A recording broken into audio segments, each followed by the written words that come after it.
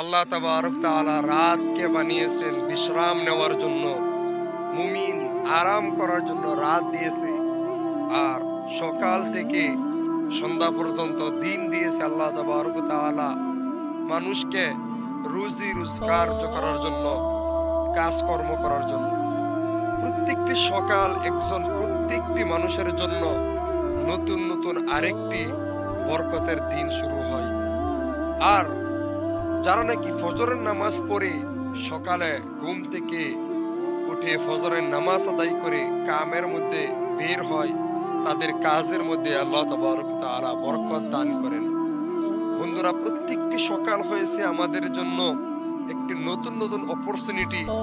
যেই সকাল দিয়ে আমাদের জীবন শেষ হইতেছে, আমাদের প্রত্যেকজন মুসলমানের, প্রত্যেকজন ইমানদার কিংবা বেঈমানদার যারা আছেন, প্রত্যেকজন মানুষের একটি হায়াত নির্ধারিত আছে। আল্লাহ তাবারক তাআলা বলেছেন, কুল্লু নাফসিন যায়িকাতুল মাউত। প্রত্যেকজন নফসের একদিন না একদিন মৃত্যুর যে স্বাদ, সেটা গ্রহণ করতেই হবে। আমরা সবারই হায়াত নির্ধারিত আছে, আর একটি একটি সকাল করে একটি একটি রাত করে আমাদের হায়াত চলে যাচ্ছে। আমাদের প্রত্যেকেরই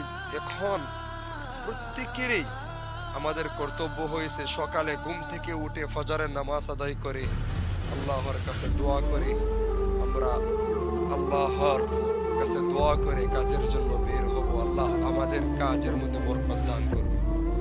আল্লাহ তাআলা আমাদের সবাইকে বুঝবার জন্য তৌফিক দান করো। আর সবাই সকাল সকাল ফজরের নামাজটা পড়বার জন্য চেষ্টা করবেন। ফজরের নামাজ পড়ে সবাই বাড়ি থেকে বের হবেন।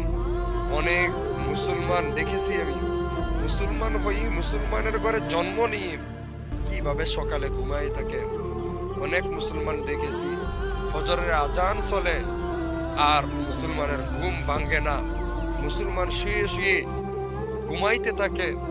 আর ওদিকে আমার মাওলা মসজিদের মধ্যে ডাকতে থাকে, কিন্তু মসজিদের মধ্যে আমার মাওলার ডাকের মধ্যে সাড়া দেই না। সেই বান্দা সকাল 10টা-11টার সময় ঘুম থেকে উঠে, আর ঘুম থেকে উঠে সেই বান্দা কাজের মধ্যে চলে যায় আর নিজের পেটের জন্য কাজ করতে থাকে।